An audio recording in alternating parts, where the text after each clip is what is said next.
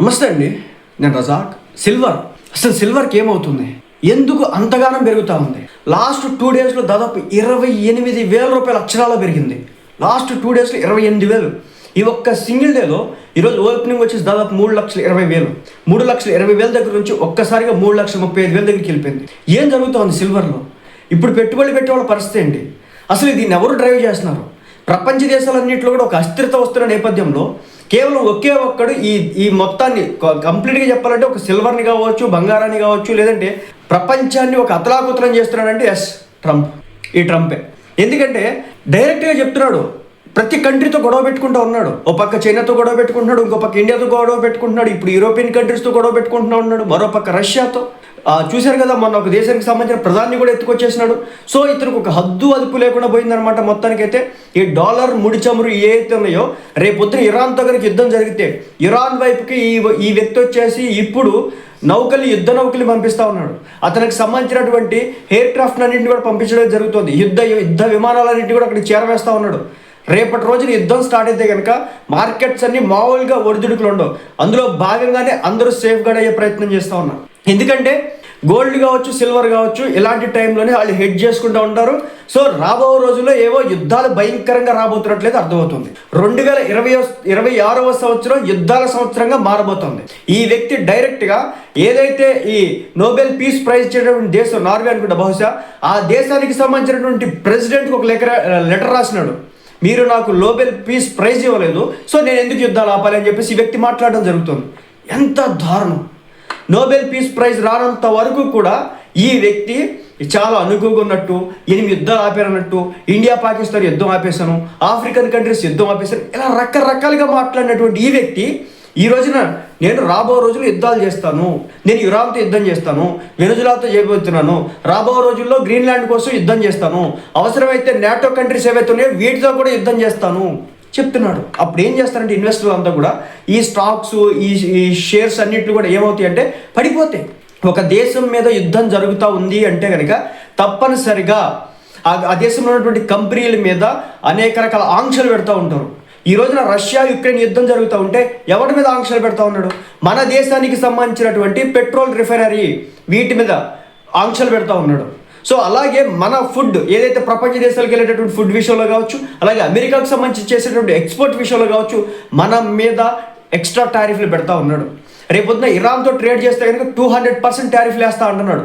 అంటే చూడండి, ప్రపంచంలో ఉండేటటువంటి కంపెనీస్ ఏవైతే ఉంటాయో, వాళ్ళ యొక్క ఆపరేషన్స్ ఏవైతే ఉంటాయో వాటికి నష్టం చేయకూడితే కనుక ఆటోమేటిక్గా ఆ కంపెనీలకు నష్టం వస్తుంది. ఎప్పుడైతే ఆ కంపెనీలకు నష్టం వస్తుందో ఆటోమేటిక్గా ఈ స్టాక్ వాల్యూ, షేర్ వాల్యూస్ అన్నీ కూడా పడిపోతాయి అన్నమాట. సో దాంతో ఏం చేస్తారంటే ఈ వెండి కావచ్చు, బంగారం కావచ్చు, సెక్యూర్డ్ ఇన్వెస్ట్మెంట్స్ అనమాట. ఇవి అంత తేలిగ్గా పడే కాదు. ప్రపంచం మొత్తం కూడా ఈ గోల్డ్ రిజర్వ్స్ని పక్కన పెట్టుకొని వీటితోనే హెడ్జ్ చేస్తూ ఉంటాయి అనమాట. ఒకవేళ రూపాయి మారకం పడిపోయినా మన బంగారం ఏదైతే ఉందో అది ఈక్వల్ హెడ్జ్ చేసే ప్రయత్నం చేస్తూ ఉంటుంది. సో దాంతో ఈ రోజున అనేక దేశాలు బంగారాన్ని సమకూర్చుకుంటున్నటువంటి పరిస్థితి. ఈ రోజున చైనా కూడా భారీ స్థాయిలో బంగారాన్ని, ఈ సిల్వర్ మొత్తాన్ని కూడా సమకూర్చుకొని అక్కడ పోగు పెట్టుకున్నటువంటి పరిస్థితి. దీంతో ఈ రోజున అనేక దేశాల్లో ఎక్కువ మొత్తంలో వీటిని దాపెట్టుకోవడం, కొనుక్కోవడం కారణంగానే ఈ స్థాయిలో రేటు పెరుగుతోంది. మరి ఈ రేటు ఎప్పటి వరకు పెరుగుతుంది చెప్పలేము. రేపొద్దున యుద్ధాలు చేస్తాం, ఇంకా పెరుగుతాయి. రేపొద్దున ఇరాన్తో యుద్ధం చేస్తాడా? ఇరాన్తో యుద్ధం చేస్తే అంత చిన్న యుద్ధం కాదు. ఆ పక్కన ఉన్నటువంటి కంట్రీస్ ఏవైతే ఉన్నాయో, అరబ్ కంట్రీస్, వాటన్నిటి మీద ఇరాన్ దెబ్బకు వచ్చేస్తుంది. సో వాళ్ళ దగ్గర ఉన్నటువంటి మిసైల్స్ అన్నింటినీ కూడా వేస్తారంటుంది. డైరెక్ట్గా వార్ జరుగుతూ ఉంది. ఇప్పుడు వరల్డ్ వార్ జరుగుతూ ఉంది. ఎలా అంటే ట్రంప్ని మేము తప్పనిసరిగా హత్య చేస్తామని ఒకడు, లాస్ట్ టైము గురి తప్పింది, ఈసారి గురి తప్పదని ఇంకొకడు, ఇరాన్కి సంబంధించినటువంటి టాప్ అఫీషియల్స్ మాట్లాడుతూ ఉన్నారు.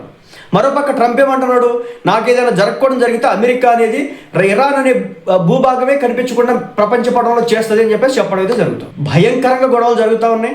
రాబో రోజులు యుద్ధాలు స్టార్ట్ అవుతాయి. యుద్ధాలు ఎప్పుడైతే స్టార్ట్ అవుతాయో ఆటోమేటిక్ ఇంకా ఈ బంగారం, వెండి రేట్ అనేది విపరీతంగా పెరగడానికి అవకాశం అయితే ఉంది. దాంట్లో ఎలాంటి మొహమాటం అయితే లేదనమాట. సో మరోపక్క చూసుకుంటే కనుక చెప్తున్నా కదా, 1 సంవత్సర కాలంలోనే భయంకరంగా పెరిగింది. అయితే ఏంటంటే కొంతమంది ఎలా ఇన్వెస్ట్ చేయాలంటున్నారు. ఒకటే మళ్ళీ చెప్తున్నా, మీ దగ్గర ఉన్నంత బంగారం మొత్తాన్ని తీసుకొచ్చేసి లేదంటే వెండి కొనేయాలని చెప్పేసి మొత్తం ఈ మిగిలిన ఇన్వెస్ట్మెంట్లన్నింటినీ బ్రేక్ చేసి దయచేసి అలా కొనుక్కోకండి. ఎందుకంటే ఎప్పుడైనా క్రాష్ అవ్వచ్చు, ఏదైనా జరగవచ్చు. సో కానీ ఏంటంటే లాంగ్ టర్మ్లో ఇన్వెస్ట్ చేసుకోవడం వల్ల నష్టం అయితే ఎక్కడ రాదు. సో ఎందుకు రాదు కూడా చెప్తా. లాంగ్ టర్మ్లో ఎందుకు నష్టం రాదంటే బేసిక్గా భౌగోళిక రాజకీయ వీటి రీత్యా చూసుకున్నట్లయితే కనుక వెండి అనేది అనేక రకాల గ్రీన్ ఎనర్జీలో ఎక్కువ యూజ్ చేసుకోవడం అయితే జరుగుతుంది. ఏవైతే సోలార్ ప్యానల్స్ ఉంటాయో ఈ సోలార్ ప్యానల్స్ తయారు చేసే దానిలో భాగంగా ఈ రోజున వెండిని విరివిగా ఉపయోగించుకోవడం జరుగుతుంది. అలాగే ఈవీస్ అనమాట, ఎలక్ట్రిక్ వెహికల్స్ ఏవైతే ఉన్నాయో ఇప్పుడు మనకు రాబోయే రోజుల్లో ఈ గ్రీన్ ఎనర్జీ అని చెప్పేసి వీటికి సంబంధించినటువంటి వెహికల్సే తయారు చేయబోతా ఉన్నారు. మీరు చూస్తే ఉంటే కనుక ఢిల్లీకి వెళ్తే కనుక అక్కడ ఉండేటటువంటి కాలుష్యం అంతా ఇంత కాదు. అక్కడ కాలుష్యాన్ని తగ్గించాలంటే ఈవీ వెహికల్స్ రావాలి. సో ఇంకొక 5 సంవత్సరాల్లో ఆల్మోస్ట్ అనేక రాష్ట్రాల్లో ఎలక్ట్రిక్ వెహికల్స్ నడపాలనే చట్టాలు కూడా వచ్చినా ఆశ్చర్యపోవాల్సిన పని లేదు. ఎలక్ట్రిక్ బైకులు కావచ్చు, ఎలక్ట్రిక్ కార్లు కావచ్చు. సో దీంట్లో మనకి ఎక్కువ ఏది కావాలంటే మన వెండి కావాల్సి వస్తుంది అనమాట. సో కాబట్టి ఈ వస్తువులు ఈవీస్ కావచ్చు, ఎలక్ట్రిక్ వెహికల్స్ కావచ్చు, ఎలక్ట్రానిక్ వస్తువుల తయారీలో ఎక్కువగా వెండి అవసరం అవుతుంది. కాబట్టి విపరీతంగా డిమాండ్ ఇంకా పెరగడానికి అవకాశం ఉంది తప్ప పడేదానికైతే లేదు.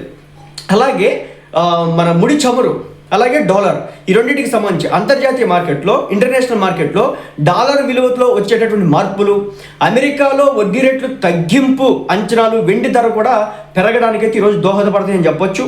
ముఖ్యంగా ఏంటంటే ఈ కాన్ఫ్లిక్ట్స్ అనమాట, ప్రపంచవ్యాప్తంగా జరుగుతున్నటువంటి ఉద్రిక్తతలు, రష్యా ఉక్రెయిన్ లేదా మధ్యప్రాచ్యంలో యుద్ధ వాతావరణం నెలకొన్నప్పుడు పెట్టుబడిదారులు సురక్షితమైన పెట్టుబడి భావించి బంగారం, వెండి వైపే ఎక్కువగా అడుగులు చూపిస్తూ ఉంటారు. అంటే చెప్పా కదా, సేఫెస్ట్ ఇన్వెస్ట్మెంట్. ప్రపంచంలో మీరు కొన్నటువంటి షేర్స్ పడిపోవచ్చు, స్టాక్స్ పడిపోవచ్చు, క్రిప్టోస్ పడిపోవచ్చు, బట్ బంగారం కావచ్చు, వెండి వాల్యూ అనేది స్టేబుల్గా మెయింటైన్ అవుతుంది. ఇవన్నీ పడిపోయినప్పుడు తప్పనిసరిగా ఈ బంగారంలోనే ఒక దేశంతో మరొక దేశం ట్రేడ్ చేసుకోవడం అయితే జరిగింది అనమాట. సో అదొక విషయాన్ని గమనించాలి. అలాగే గనులు, ఏదైతే వెండి గనులు ఏవైతే ఉన్నాయో వీటి వెలికితేత డిమాండ్కి తగ్గట్టుగా లేకపోవడంతో కొరత ఏర్పడింది అనమాట. సో కాబట్టి మరి తగ్గుతుందా అంటే తగ్గడానికి కూడా కొన్ని అవకాశాలు అయితే ఉంటాయి. కాబట్టి ఆ విషయాన్ని కూడా గమనించండి. ముఖ్యంగా ఏంటంటే అమెరికాకి సంబంధించి ఇక్కడ మొత్తం ఇదంతా ఎలా జరుగుతుందంటే అమెరికా చుట్టూనే తిరుగుతుంది. అమెరికాకి సంబంధించినటువంటి సెంట్రల్ బ్యాంక్ వడ్డీ రేట్లను పెంచితే కనుక ఈ వెండి ధరలు అనేవి కొంచెం మేర తగ్గేదానికి అవకాశం అయితే ఉంది. అలాగే మన ప్రభుత్వం, మన ఇండియన్ గవర్నమెంట్ ఏదైతే ఉందో వెండిపై దిగుమతి సుంకాన్ని కనుక తగ్గిస్తే స్థానిక మార్కెట్లో కొంతమేర తగ్గడానికి అయితే అవకాశం అయితే ఉంది. అలాగే బాగా పెరిగినప్పుడు వెండి ఆల్రెడీ బాగా టాప్లో ఉంది. ఎవరైతే పెద్ద పెద్ద ఇన్వెస్టర్లు ఉంటారో వీళ్ళు కొంత బుక్ చేసుకున్నప్పుడు కొంత తగ్గడానికి అయితే అవకాశం ఉంది. సో ఈ విధంగా కొంతమేర తగ్గడానికి అయితే అవకాశం ఉంది. కాబట్టి ఆ విషయాన్ని కూడా గమనించండి. ఇప్పుడు ఇన్వెస్ట్ చేయాలనుకుంటున్న వాళ్ళు ఎవరైతే ఉన్నారో కొంచెం జాగ్రత్తగా అయితే ఉండండి. ఎందుకంటే సిచ్యువేషన్ కొంచెం అటు ఇటుగానే ఉంది. ఎప్పుడు పడిద్దో తెలియదు. ఇన్వెస్ట్ చేయండి, ప్రతి నెల ఇన్వెస్ట్ చేయండి. ఒకేసారి తెచ్చిపెట్టు. ప్రతి నెల 5,000 లేదు, 10,000 లేదు, 15,000 ప్రతి నెల పెట్టగలిగే విధంగా ఒక 5 సంవత్సరాల పాటు పెట్టగలను అంటే కనుక ఇన్వెస్ట్ చేయడం స్టార్ట్ చేయండి. ఒకవేళ మార్కెట్ పడిపోయినా, మార్కెట్ క్రాష్ అయినా, సిల్వర్ పడిపోయినా, బంగారం పడిపోయినా మీరు ఇబ్బంది పడకుండా ఉండాలంటే సిస్టమేటిక్ ఇన్వెస్ట్మెంట్ ప్లాన్ విధానం ద్వారా మాత్రమే మీరు దీని నుంచి గట్టెక్కొచ్చు. సో కాబట్టి ఈటీఎఫ్స్లో ఇన్వెస్ట్ చేసుకోవడం చాలా తేలిక అనమాట. మీరు మ్యూచువల్ ఫండ్స్ వీటిలో కంటే కూడా మనకి సంబంధించినటువంటి అనేక రకాల సిప్ ఇన్వెస్ట్మెంట్స్ ఈటీఎఫ్లు ఉంటాయి అనమాట. సో మీకు సంబంధించి జెరోదా కావచ్చు, అప్స్టాక్ కావచ్చు, లేదంటే ఫైర్స్ కావచ్చు, గ్రో కావచ్చు, ఏంజల్ వన్ కావచ్చు, ఏదైనా బ్రోకరేజ్ దగ్గర నుంచి ఒక డీమ్యాట్ అకౌంట్ కొనుక్కుంటే కనుక, ఓపెన్ చేసుకుంటే కనుక సో కొన్నిటికి ఏఎంసీ ఛార్జెస్ అంటే యాన్యువల్ మెయింటెనెన్స్ ఛార్జెస్ అనేవి ఉండవన్నమాట. సో అలాంటి వాటిని తీసుకుంటే కనుక మీరు ఏఎంసీ ఛార్జెస్ కూడా పే చేయాల్సిన అవసరం అయితే ఉండదు అనమాట. కాబట్టి వాటిలో ముఖ్యంగా మీరు ఒకవేళ ఇన్వెస్ట్ చేసుకోవాలనుకుంటే కనుక నిప్పాన్ ఇండియా సిల్వర్ ఈటీఎఫ్ అయితే ఉందన్నమాట. అలాగే ఐసిఐసిఐ ప్రుడెన్షియల్ సిల్వర్ ఈటీఎఫ్ ఉందన్నమాట. నెక్స్ట్ అలాగే Aditya Birla Sun Life silver ETF కూడా ఉందన్నమాట. అలాగే హెచ్డిఎఫ్సి సిల్వర్ ఈటీఎఫ్ అయితే ఉందన్నమాట. అలాగే కొటాక్ సిల్వర్ ఈటీఎఫ్ కూడా ఉందన్నమాట. కాబట్టి ఈటీఎఫ్స్ కొనుక్కోండి చిన్న మొత్తంలో. మీరు దగ్గర 500 రూపాయలు ఉంటే 500 రూపాయలతో ఇన్వెస్ట్ చేయండి. 1000 రూపాయలతో ఉంటే 1000 రూపాయలకి సరిపడా వచ్చేటువంటి కొనుక్కోండి. సో ఈ విధంగా మీరు ఇన్వెస్ట్ చేయడం ద్వారా నష్టపోవడానికి అవకాశాలు అనేది చాలా తక్కువగా ఉంటాయి. అలా కాకుండా లంసం ఒకేసారి తీసుకొచ్చి పెడితే మాత్రం భారీ స్థాయిలో నష్టపోవడానికి అవకాశం ఉంది. ఎప్పుడేం జరుగుతుందో తెలియట్లేదు, ఎవరు ఎప్పుడు పోతున్నారో కూడా అర్థం కావట్లేదు. అలాగే వెండి కావచ్చు, బంగారం కావచ్చు, పడుతుందంటే ఒకేసారి పడిపోదు. ఒకేసారి 1,00,000 రూపాయలు, 70,000, 80,000 లాంటివి పడిపోవు. బట్ పడతాకైతే పడాలి. ఒక 50,000, 60,000 దాకా పడాలి. అది పడట్లేదు, ఎక్కడికి కూడా వెళ్తానే ఉంది. టక్ టక్ ఏమంట పోతానే ఉన్నాయి. బంగారం కావచ్చు, వెండి కావచ్చు. మేజర్ అయితే ఇదే అనమాట. బంగారం, వెండి పెరగడానికి కేవలం ట్రంప్ ఉన్నాయి. ఈ ట్రంప్ మామ శాంతి ఇచ్చి ఈ ప్రపంచ దేశాల మీద టారిఫ్లు, మరీ ముఖ్యంగా ఇరాన్తో పక్కన పెట్టండి గొడవ. నాటో దేశాలు, ఏదైతే అమెరికాకి ఫ్రెండ్షిప్తో ఉన్నటువంటి దేశాలు, ఆపన్న హస్తం ఇచ్చేటువంటి దేశాలు ఏవైతే ఉన్నాయో ఈ నాటో దేశాలు, వీటన్నిటినీ కూడా చీల్చి చెండాడుతూ ఉన్నాడు.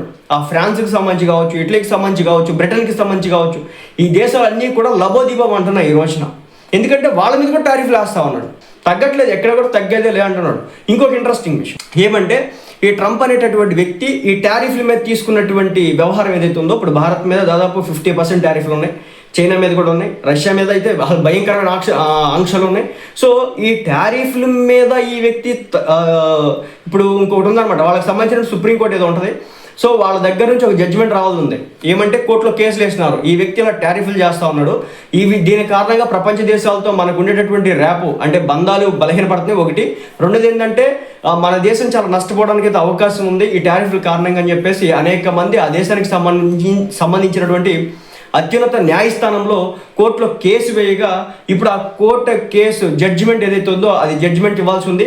ఒకవేళ దాంట్లో నెగిటివ్గా వస్తే, ట్రంప్కి నెగిటివ్గా వస్తే, ఏదైతే ఇప్పటి వరకు తీసుకున్నటువంటి టారిఫ్లు ఏవైతే ఉన్నాయో వాటన్నిటిని కూడా తిరిగి చెల్లించాల్సి ఉంటుంది. ఒకవేళ అది జరిగినా ఓకే, మార్కెట్స్ ఒకేలా ఉంటాయి. అలా కాకుండా ట్రంప్ సైడ్ వెళ్తే కనుక ఇతను తీసుకుంది కరెక్టే, ఇతను వేసినటువంటి టారిఫ్లన్నీ కూడా కరెక్టే.